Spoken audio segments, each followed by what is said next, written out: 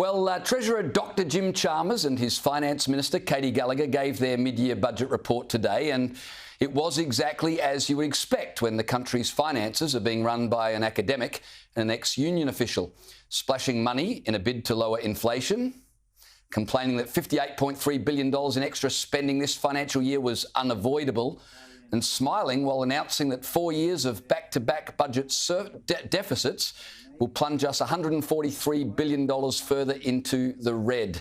Joining me is Leith van Onselen, co-founder of MacroBusiness and a former federal Treasury official. Leith, let me start with the Treasurer's $58.3 billion in extra spending this financial year.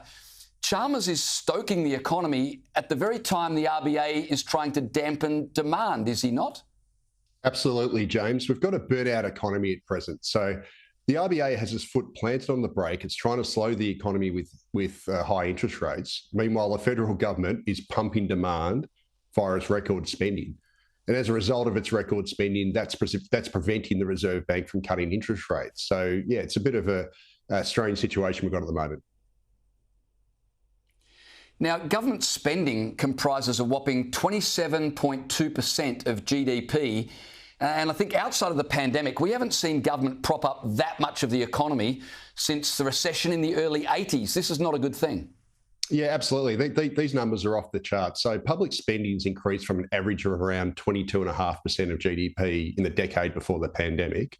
And as of the Q3 national accounts, it was tracking at a record high 27.5% of GDP. And it's not just that, James, it's also on the job side of the equation. So the non-market economy, so those are your government-funded jobs, their share of total hours worked across the economy has increased to a record high of nearly 28%, and that's up from a decade average of 22%. So, in fact, over the last 2 years, virtually all of Australia's jobs growth has been in this non-market government-aligned sector. By contrast, the market sector or the private sector of the economy is in recession. It's experienced near zero jobs growth and near zero activity of jobs. And again, it's this blowout in public spending and government-funded jobs that is preventing the Reserve Bank of Australia from cutting interest rates. So there's a sea of red as far as the eye can see, with Chalmers and Gallagher projecting 4 years of back-to-back budget deficits. We're seeing this all around the Western world. At what point does the government say, you know what, we need to get back into surplus, or are those days gone? What's the plan here? Yeah, it's certainly a worry. So the headline budget deficits, and the headline's the better figure. So the underlying deficit's the one they usually quote, but the headline is basically the underlying deficit plus the off-budget items, which are still expenditures. And that's cumulatively going to hit $233 billion of deficits over the next 4 years. And that's a $34 billion deterioration on the May budget. So it's gotten worse. And also the budget's projected to be in deficit for the next decade, James. So this is an ugly set of numbers. And what it basically highlights is that in Australia, we need fundamental tax reform to basically broaden the tax base away from just slugging workers and corporations. We need to have, higher consumption taxes, and I'd argue also tax our mineral resources better. But also we need the government to more strongly control the expenditure side of the equation, because at the moment we've got a structurally broken budget.